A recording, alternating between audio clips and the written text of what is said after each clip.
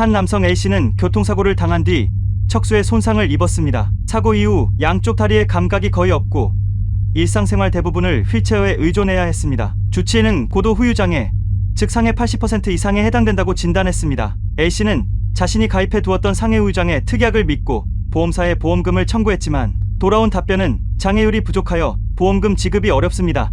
라는 단 한 줄이었습니다. 상해 80% 이상 후유장애는 보험금 규모가 큰 만큼 보험사 입장에서는 가장 지급을 꺼리는 항목 중 하나입니다. 그러다 보니 보험사는 다양한 이유를 들어 지급을 거절합니다. 첫째, 장애율이 기준에 못 미친다는 주장입니다. 보험약관에는 장애분류표에 따른 80% 이상일 경우에만 보험금을 지급한다고 되어 있습니다. 문제는 병원에서 발급한 진단서와 보험사가 자체적으로 의뢰한 의료 자문 결과가 다를 수 있다는 점입니다.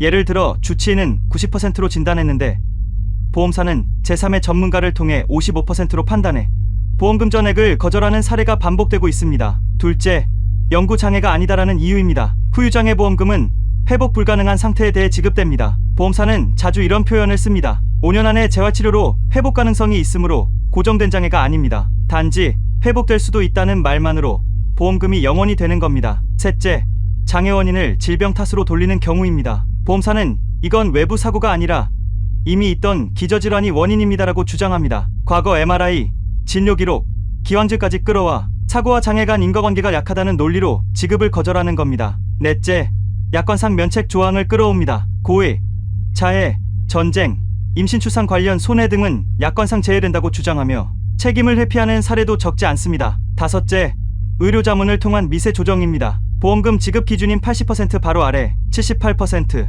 75%처럼 아슬아슬하게 모자란 수치로 재평가해 결국 보험금을 1원도 주지 않는 방식입니다. 이런 상황은 중증하항 이후 뇌전이로 중추신경계 손상이 남은 사례에서도 반복됩니다. 환자가 80% 이상 장애 진단을 받았지만 보험사는 암이 끝난 이후의 손해가 아니므로 상해나 후유장애로 볼 수 없다며 전액 부지급을 결정했습니다. 전문가들은 말합니다. 상해 80% 이상 후유장애 보험금은 단순히 진단서 하나로 해결될 수 있는 문제가 아닙니다. 보험약관, 장애 평가 기준, 회복 가능성, 인과관계 모든 요소가 치밀하게 맞아떨어져야만 보험금을 온전히 받을 수 있습니다. 실제로 법률사무소를 통해 장애율을 재산정하거나 제대로 된 감정서를 제출해 1% 차이로 수천만 원의 보험금을 되찾은 사례도 많습니다. 상해 80% 후유장애는 모르면 못 받는 대표적인 보험금입니다. 혼자 판단하지 마시고 전문가의 조력을 통해 정확한 장애율 계산과 대응 전략을 세우는 것이 보험금 수령의 첫걸음입니다. 보험 분쟁에는 전문적인 법률사무소, 한국보험보상센터,